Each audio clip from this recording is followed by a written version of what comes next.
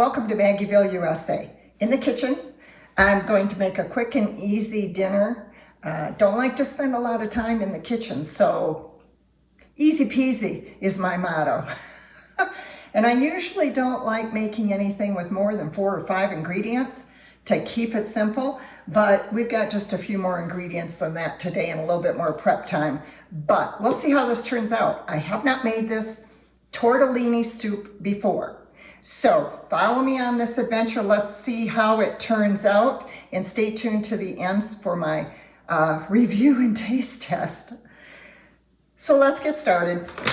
Again, it's tortellini soup, and I'm going to use a crock pot, 1 pot meal, and I'm going to start out with the chicken mozzarella tortellini from, I don't know how to pronounce this, Rana.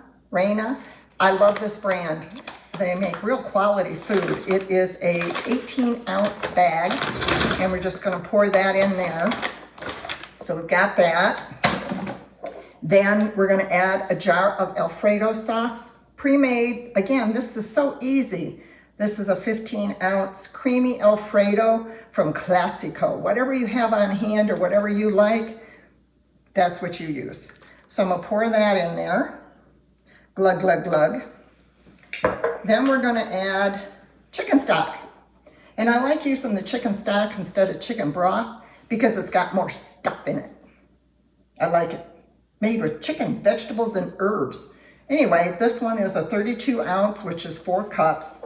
We're going to put that in there, but before we do, I'd like to get every bit of the Alfredo sauce when I use it. So put liquid in it. Shake it up, you get the rest of your Alfredo sauce that's not easy to get out. So that's done. Then pour the rest of the chicken stock in your crock pot. Glug, glug, glug, glug, glug, glug, glug, glug, glug.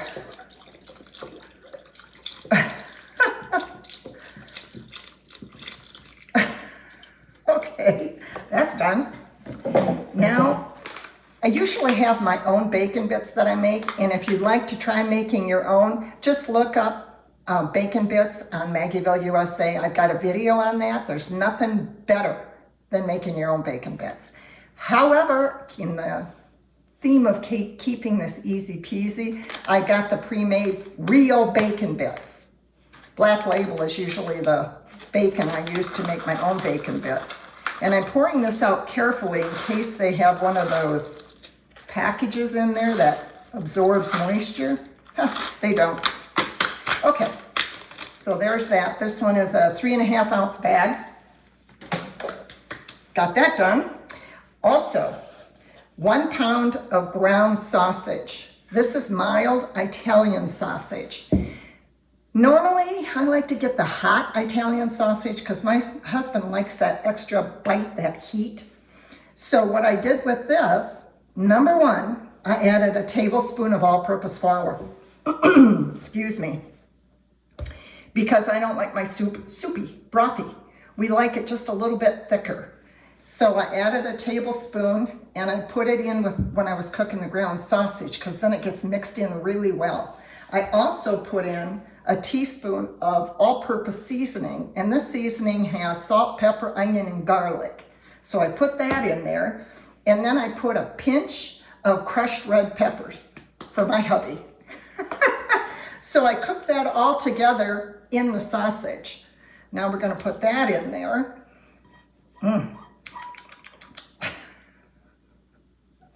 It's so hard for me to cook because I want to eat the whole time I'm cooking. All right, so we got that. I'm going to mix that all up really well. Now also, this is not frozen ravioli. This is refrigerated. Well, some people call it fresh, but it's refrigerated. So I don't have to worry about cooking this too long. It's not frozen. Then the last thing I'm going to put in there is some Italian cheeses. And this is a good one. I like this one. It's got Asiago, Fontina, Parmesan, and Provolone. Excuse me. So 4 cheese. And this is a 4-ounce container. So I'm going to put, I'm going to put almost all of it in there. I just want a little bit left that I can put on top of the soup bowl as we're eating it. So that's good. I'm going to put that in there. Of course, that'll make it cheesy and creamier. Okay, so then I'm going to put this crock on my crock pot heater, and I'm going to cook it on high for about 45 minutes.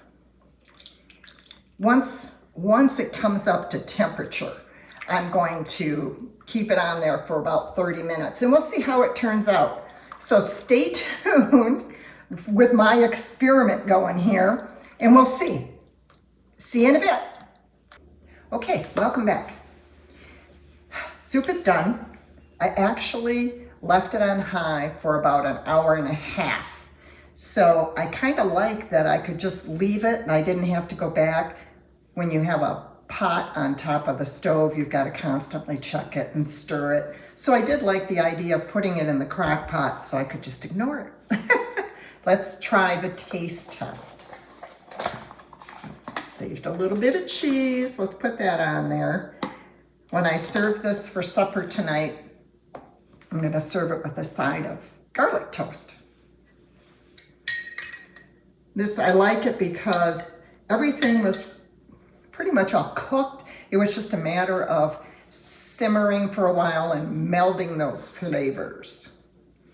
Hope this isn't too hot.